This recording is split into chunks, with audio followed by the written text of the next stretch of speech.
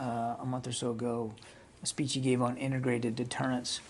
He talked about how important it was for the Defense Department to be able to understand faster, decide faster, and act faster in an ever-increasingly dynamic security environment.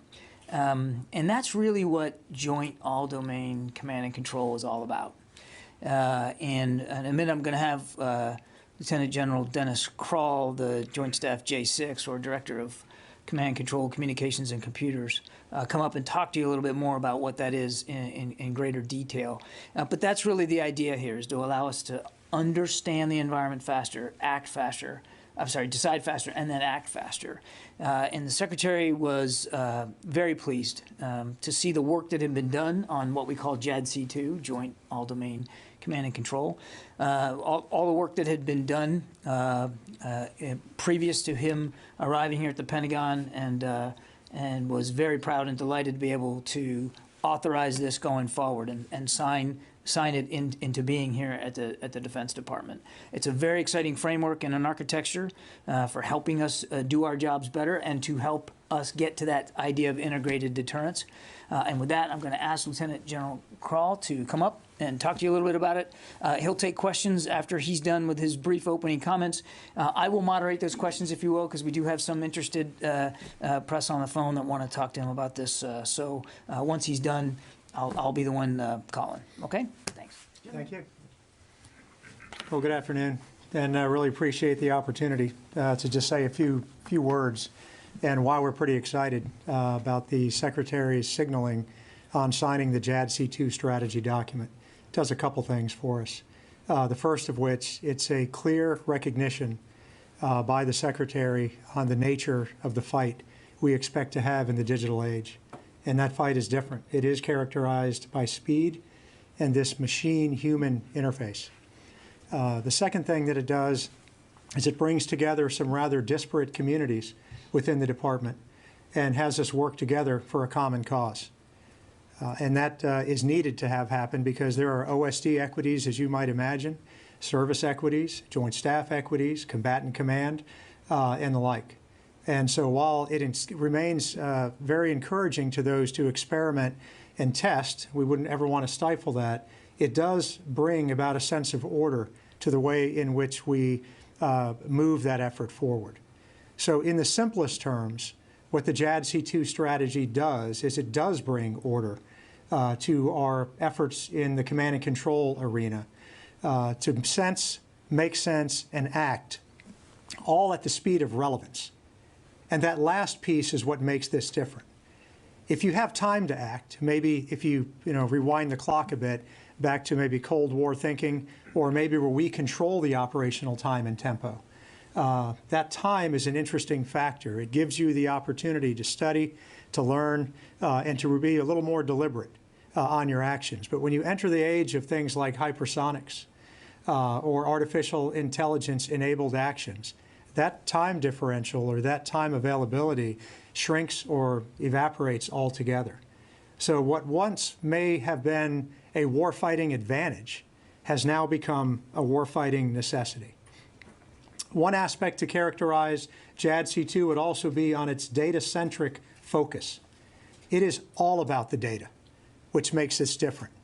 You might have characterized other efforts over the past decade or two on boxes or hardware, or even in some cases, standards themselves. This is a bit different. It balances or seeks to balance the need to secure the data that's necessary to feed these algorithms and make these decisions with the necessity to share that information at speed. And those two things at times are at odds with each other. It also helps us integrate some of these key technologies we've been trying to do in the department for some time. It gives us our best chance to do that. Things like artificial intelligence at scale, machine learning, predictive analytics, and the like. These are all enabling requirements for us to execute that decision advantage at the tactical edge. It leverages the good work of the services. There's been a lot of writing about what the services are doing, and in some cases it's been characterized as independent and conflicting. I would correct that and say that the experimentation that they're doing in JADC2 to date has been very complementary. The services have approached both their service and combatant command needs, I think, quite well. It is truthful, I believe, though, that if left to go on at some point of time without some level of framework or order to that process, we could find ourselves at odds with each other, meaning that we may not be interoperable both in procedure and also in that speed of data sharing. So the timing is right for this. It allows us to do some best of breed picking on who is solving those problems the best way. And more importantly, what we're going to avoid is vendor lock or proprietary solutions, which have plagued us in the past. We want this to be open source. We want to use the same technology and mindset our industry partners use today. From a partner perspective, this has our mission partners and allies as a forethought, not as an afterthought. Probably fair criticism in the past of the U.S. going forward, building this capability. Again, whether it be procedures, hardware, exchanges, et cetera, and then trying to bring partners on later on and finding that it's very difficult to do and late to need. So we brought them in early. There are challenges when it comes to budget and what information can be shared. And I won't try and state that this is an equal advance, but we're sharing as much as we can possibly share, and we've made great strides in working together. But that's the goal. We are not going to operate or fight alone, and we've got to make sure we have partners in mind, and that joint strategy has a significant portion of it dedicated specifically to that objective. And lastly, I think, and most importantly, for all the excitement of the strategy, and I am genuinely excited to have it signed, this really starts our work. It's now implementation time. Planning is good, talk is good, now it's delivery time. And we've been given the clear signal to begin pushing these outcomes to the people who need them. And while the warfighters might appreciate the many efforts that we go through to do this, they live with our outcomes. And it's outcome delivery time. And that's where we are. So I'd be more than happy to take any questions you might have. Bob, go ahead. General, I'm wondering, you mentioned implementing this now. Is implementing it dependent upon getting the JEDI cloud computing project done, or at least started? Or is that just a different thing?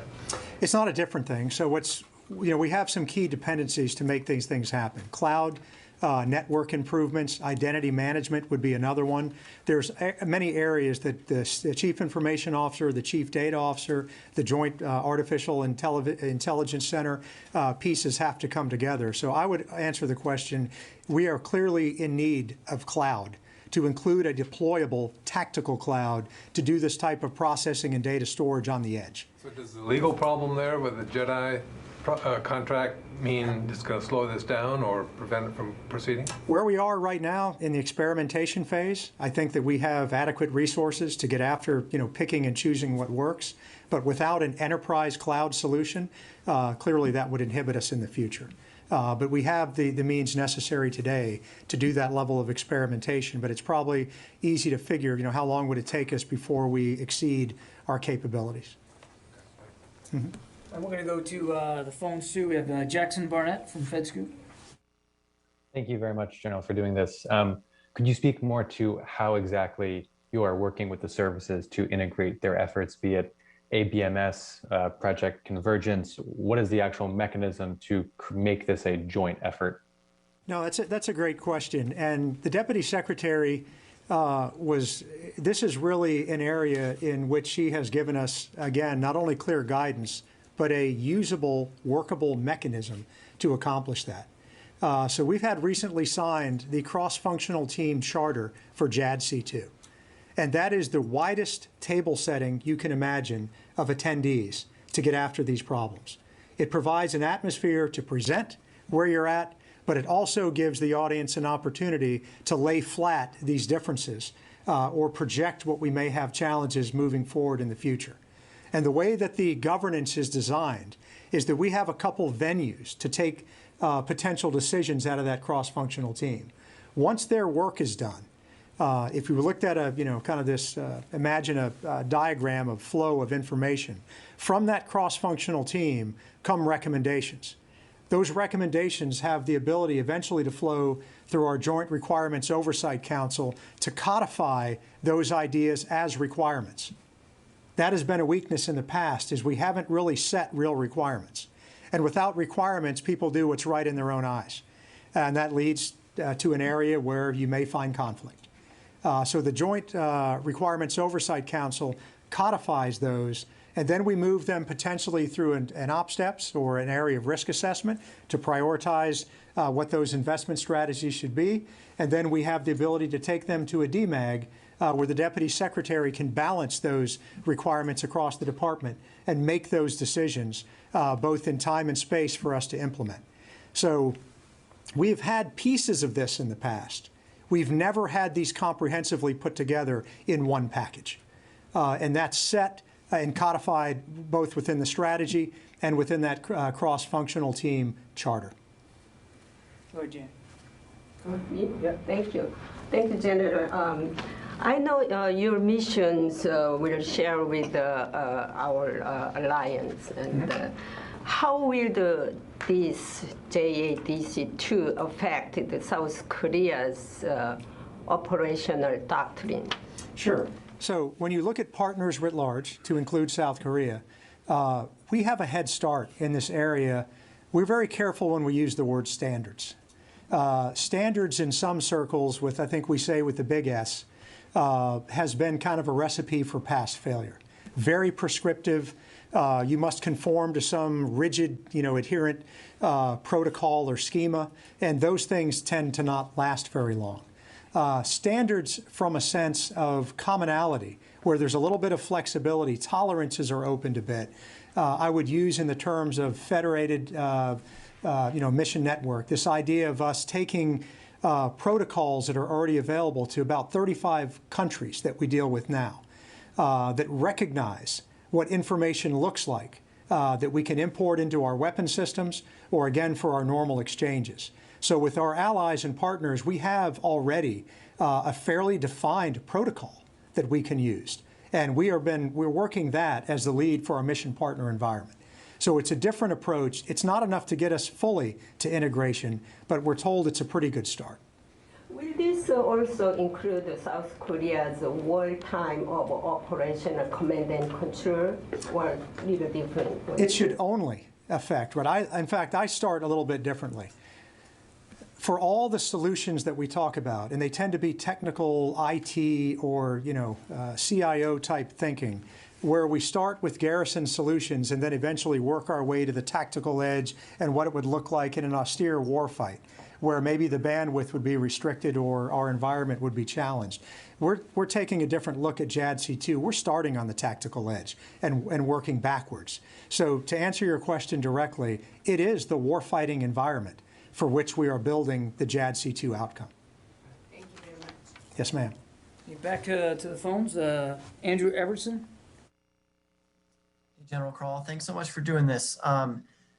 What are some of the, now that the strategy is signed, what are some of the key milestones you're looking to hit maybe in the next year? And is this a document that will be released to the public?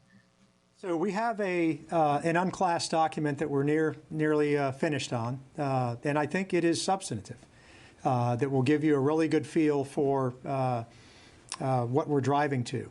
So some priorities that we have, and your question really is, now that we've got it, where do you start? There's several areas that I think we've already started and will continue on, and that really is, and maybe I'll give you a few. A few we have to solve, otherwise issues like cloud will almost be irrelevant. We have to set some things right in the department, and the first one is the definition of a federated data fabric.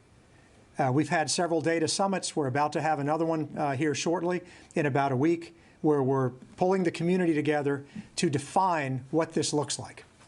Again, that balance of tolerances. You set it too open, you don't have a standard. Set it too narrow, it's too prescriptive. There is something in the middle that fits right, and that's what we're in search of. And again, we've had a couple of these already. At the small level, this is our second large event.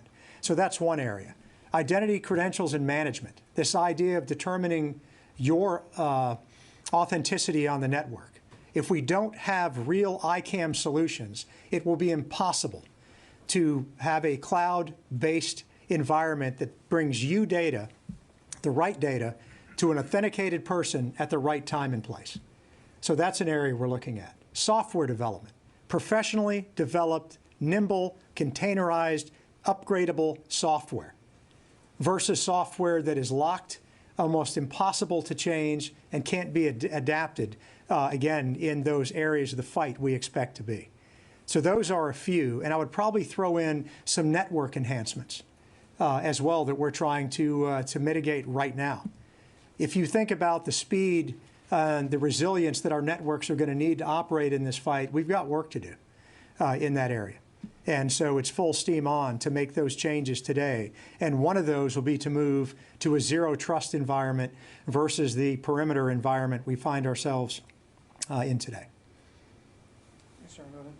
Pat Tucker, Defense One. I wonder, different aspects of experimentation with JADC2 have already been occurring. There's the ABMS effort, there's the Army's Project Convergence effort, there's the Navy's Project Overmatch. The budget request is already out with some items that sort of speak to JADC2. So I wonder if you can be a little more specific on what the signing of the strategy enables you to do right now that you wouldn't have been able to do before. Like, what does that exactly kick into place? Yeah, so like as of the day it was signed, right, and what it means to us. So I would say a couple things.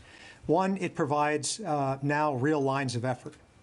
So while I could persuade, which is what, you know, it would be in the eye of the beholder whether or not I was successful. I think it's mixed bag there. But I could persuade individuals to adhere to a framework and a structure.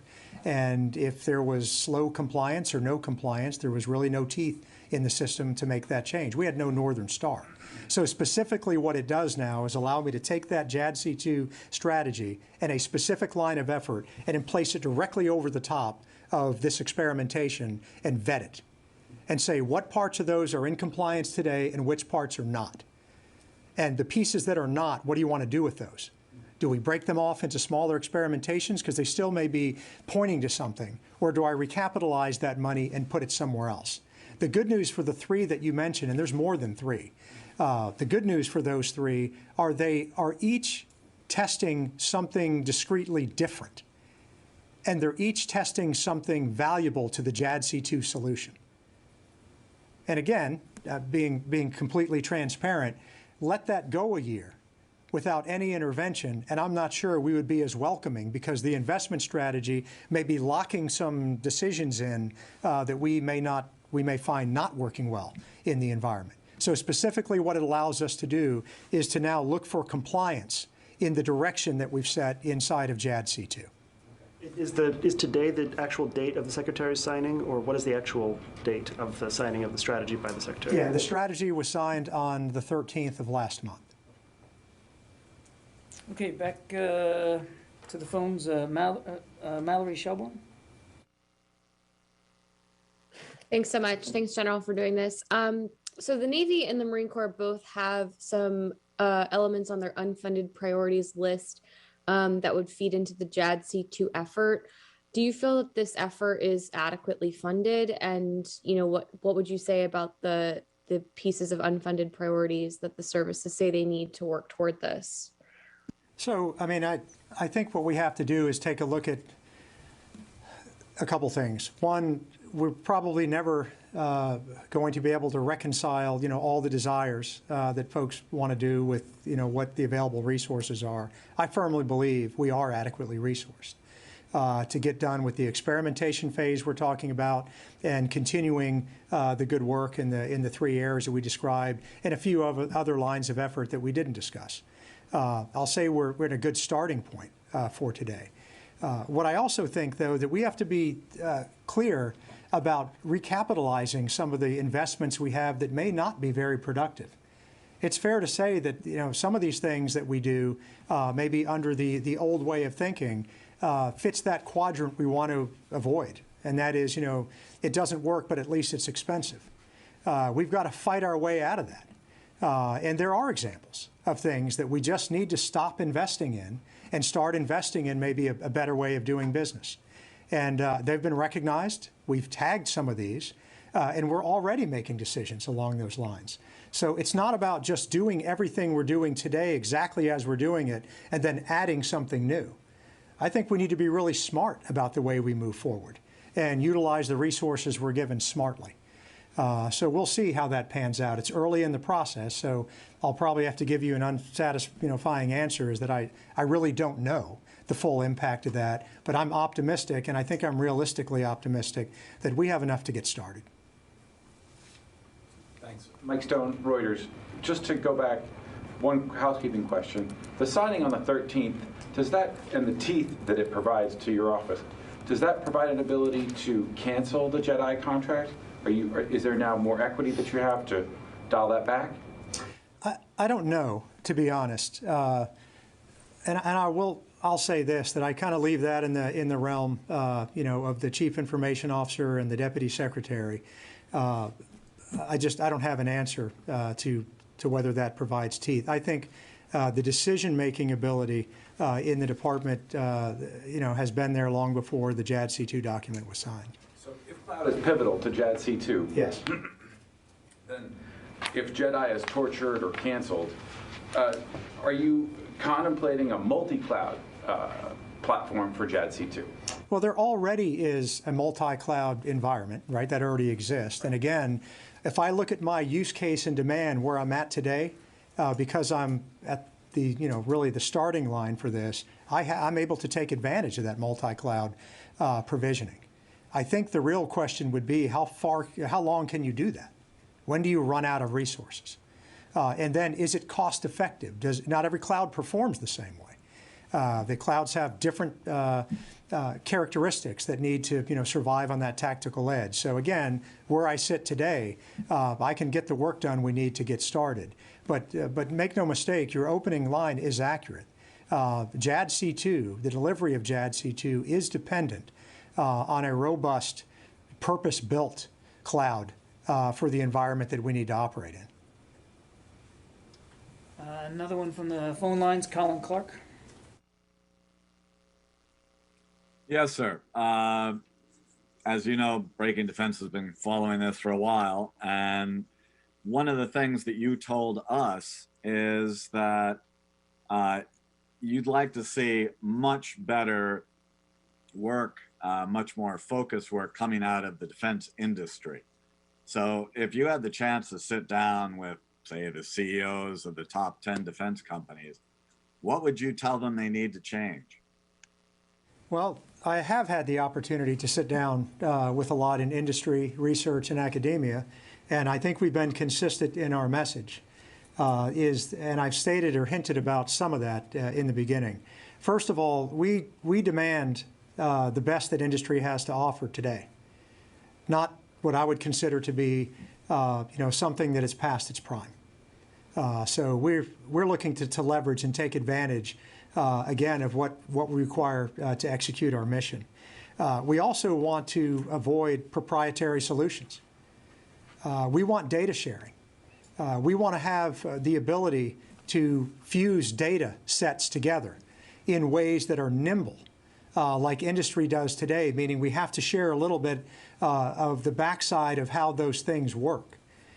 So meeting us at speed, less about boxes, again, less about vendor lock, more real open way of doing business and to move at speed. That's what I've asked for. And frankly, we need solutions that work on the tactical edge. And the reference you're making was at a speech I gave some time ago where I specifically referenced identity management. We need to be able to do that in a deployed environment. And I have been critical. The industry solutions that we've been offered don't work in the area I need them to work. They work great in the national capital region. They don't work really well in an austere environment coming out of the back of an airplane or at sea.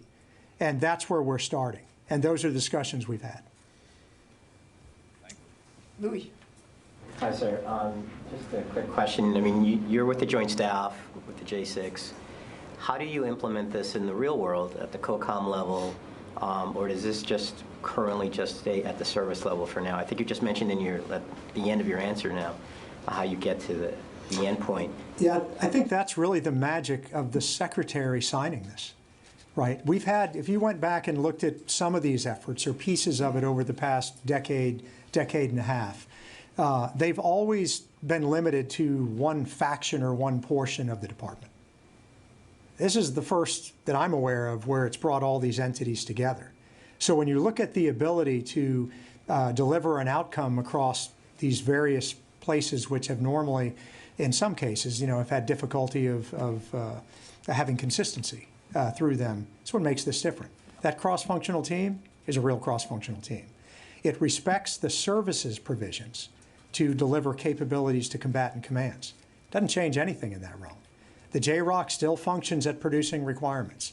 The Deputy Secretary still makes those decisions in that DMAG process to ensure that the funding and alignment is given to those priority efforts.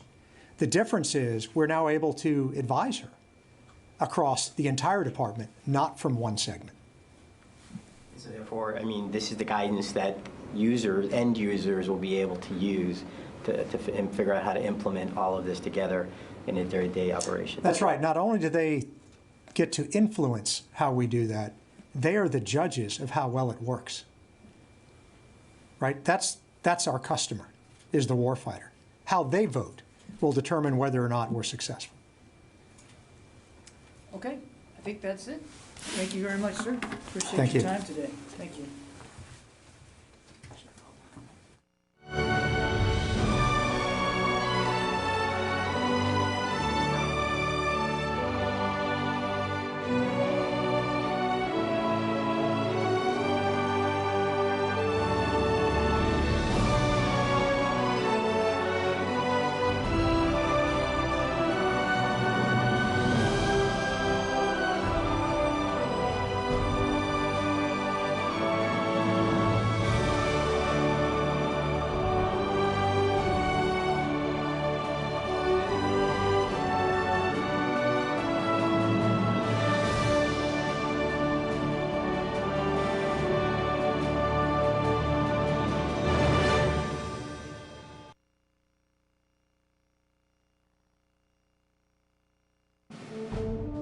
More than 40 ships, 60 aircraft, and more than 4,000 military service members from 18 participating nations will participate in live training events in the Baltic Sea exercise that includes air defense, anti-submarine warfare, amphibious operations, maritime interdiction, and mine countermeasure operations. This year marks the exercise's 50th iteration. I think as a young ensign, I participated in the 16th or 17th iteration way back in 1987. Exercise African Lion 2021, U.S. Africa Command's premier joint annual exercise, also kicks off in Morocco, Tunisia, and Senegal on Monday, the 7th of June, and will run through the 18th of June. More than 7,000 participants from 9 nations and NATO will train together with a focus on enhancing readiness for U.S. and partner nation forces. African Lion 21 is a multi-domain, air, land, sea, and cyber, multi-component, and multinational exercise which will employ a full array of mission capabilities with the goal to set the theater for strategic access and strengthen interoperability among the participants.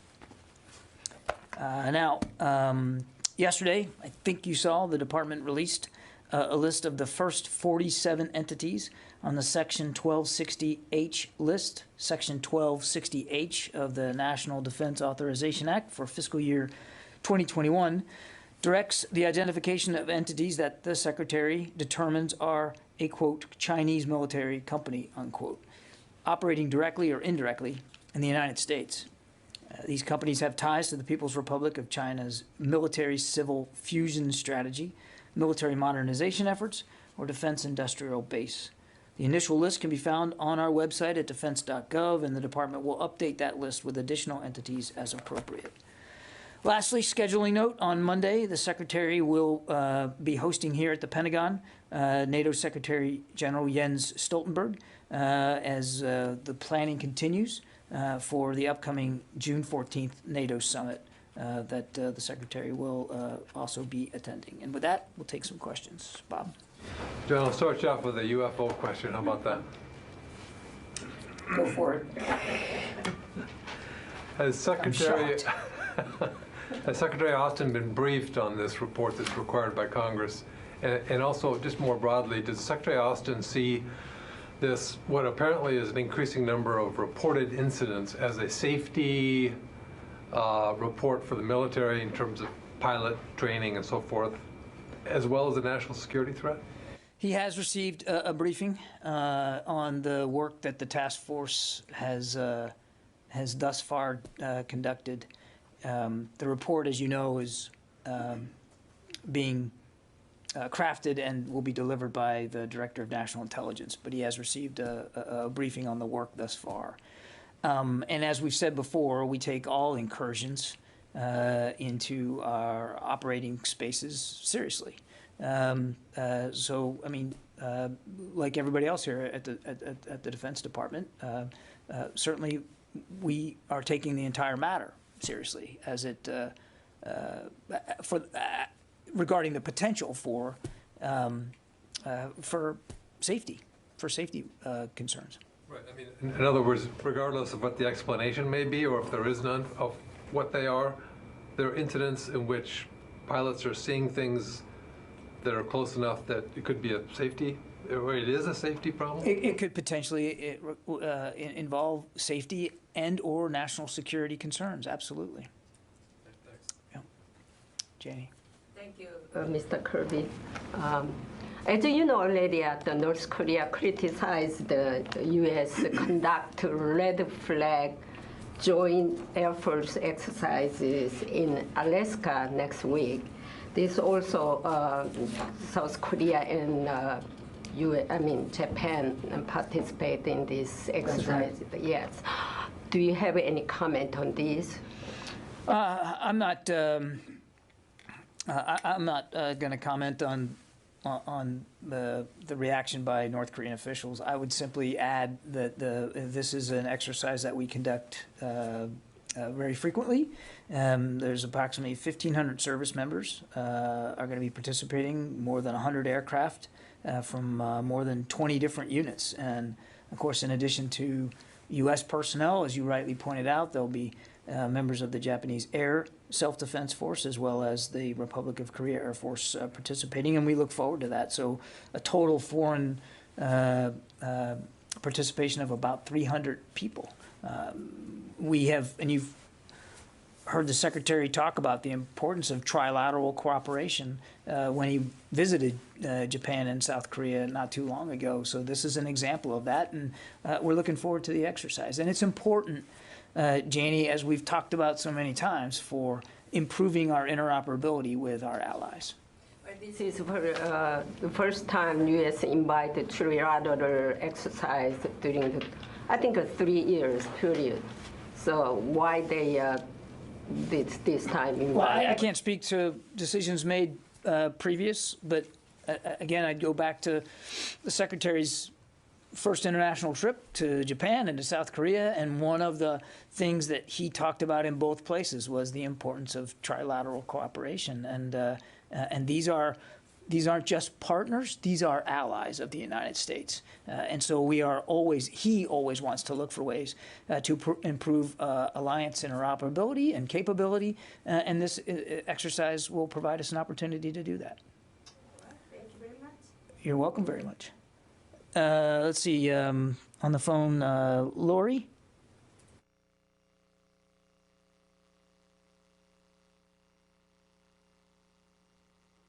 Hang on. I know if I don't wait. Looks like she's not there. So go ahead, sir. Okay, thanks.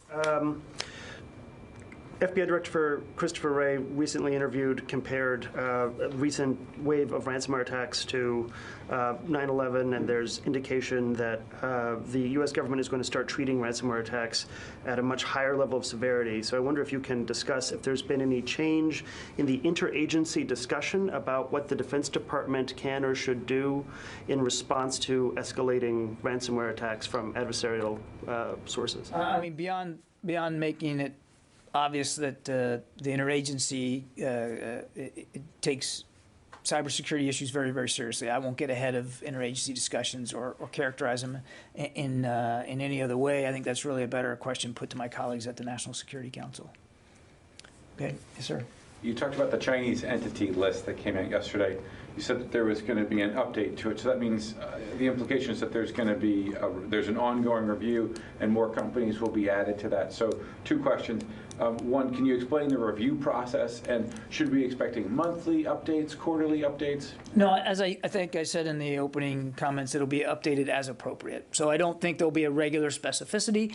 And again, without getting into the sausage making here, clearly the Secretary will take the advice and counsel of the civilian and military leaders here at the department as we weigh what entities might need to go on that list. But we've got it posted on the website, and we will be transparent about this. When a new entity or entities are added, we'll make sure that you know about that, and we'll obviously that'll be available again on our website. Totally transparent about it. Jeff, show. Hey, John, happy birthday. There's no way that I can sugarcoat this. I was talking to a gentleman about the UAP report, and he contends the Pentagon has alien bodies and crafts. So I just wanted to run this past you. Does DOD have these things, and if so, where? Jeff, the UAP task force is really designed to take a look at these unexplained aerial phenomena, try to help us get a better understanding of them. Again, I'm not going to get ahead of the report that the DNI will submit, that we are helping, obviously, providing input to, and I think I'll just leave it at that, Jeff. Yeah. Thank you. I want to ask you about the nuclear issue. The Navy requested funds in the DOD budget for the new nuclear-armed sea-launched cruise missiles. This missile was recommended to develop by the Nuclear Posture Review 2018. Even though the Biden administration is conducting or will conduct its own nuclear review, has the administration already decided to continue to develop this nuclear missile system? Well, I think you actually led right into my answer. I mean, as is common in the first year of a new administration, the department is conducting a series of strategic reviews, including a review of our nuclear policy and posture. These reviews are just beginning, and they constitute a deliberate process intended to align administration policy objectives with defense and deterrent strategies that are best suited for the security of the United States, our allies and partners, in the current environment. It's worth noting that the FY22 budget request did not include purchases of the W-76 TAC-2 submarine launched ballistic missile warhead. It did include a relatively small amount of funding for additional analysis of the submarine launched cruise missile, and that was about $5 million, I think, is what was in the budget. Both capabilities are going to be re-examined in the strategic reviews, along with other aspects of U.S. nuclear policy and posture. Okay? Yes, ma'am, in the back. Yes, hi, John. It's Therese. Thank you for taking my question. I know the Department of Defense has taken a stance on rooting out extremism among the ranks. However, my question is, have there been any talks on, I guess, making amends to those individuals who experienced racism while serving in the military? And I have 2 examples I can give for you. The Tulsa Massacre Centennial just happened this week, and I was able to speak to Army veteran Hugh Van Ellis, and he described not only surviving the massacre, but then joining and proudly serving the military that didn't believe in him. He experienced so many different racial instances while serving and even after. But luckily for him, he survived. Private Felix Hall, who was stationed at Fort Benning, did not. He was the first American to be lynched on a military base. To this day, that case has not been resolved. So we still don't know what happened. So in the instances where you have members who are experiencing racism while serving their country, are you guys in talks of how to make amends or try to resolve these instances that have happened in the past? Well, first of all, let me make clear that nobody should have to experience racism or discrimination while serving their country, frankly, in any walk of life, but certainly not while serving your country in uniform. And I'm sorry to hear about those 2 examples. I did not know of that history, but that's representative of problems we know we've had in the past. And we're not blind to the fact that those kinds of feelings and or ideas and the actions that come from them still exist inside the ranks. The Secretary's been very clear that racism of any kind does not comport with our core values and has no place inside the military. And some extremist ideology is race-based, some is gender-based, some is anti-government based. So this is beyond just the extremism discussion that you started your question with. I know of no efforts or discussions here at the Pentagon with respect to amends making, the way you've described it. But one of the things the Secretary does believe is incumbent upon him and every leader here in the department in terms of making things better is simply being better leaders and fostering and engendering a culture here at the Defense Department where everybody who's qualified to serve in uniform is able to do so in an environment completely free of hate and fear and discrimination. And that's really at the core of what he's trying to do in that regard. Okay. Acknowledging those instances that happen, that's the way moving forward. So in a sense, do you feel that there should be acknowledgments to these individuals stating, yes, these things happen, we are doing this moving forward, but what are we doing to make amends to them, to those individuals that As I said, I'm not aware of any overt policy decision here in terms of specific amends making with respect to specific incidents. Those incidents you described are sad to hear. They're hard to hear.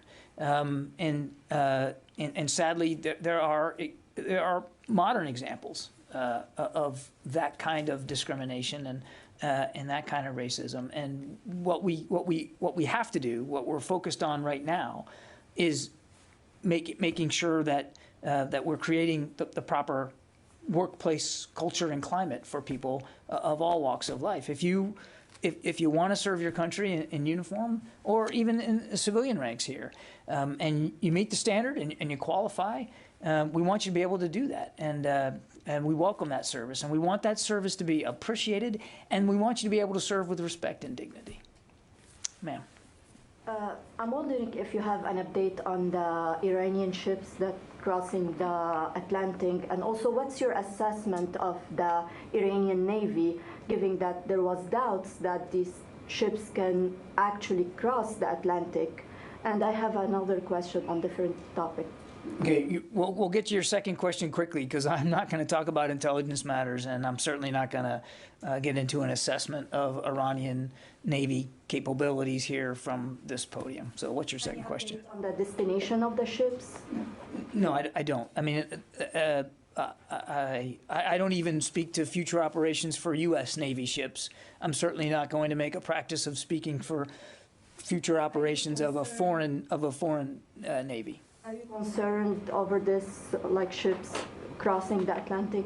Look, I mean, I think we're certainly mindful of this deployment, and we're we're monitoring it. I think I'd just leave it at that. Mm-hmm. My second question. Your second? Yeah. That's like your 17th. So what's the Pentagon's position regarding the replenishing of the Israeli Iron Dome?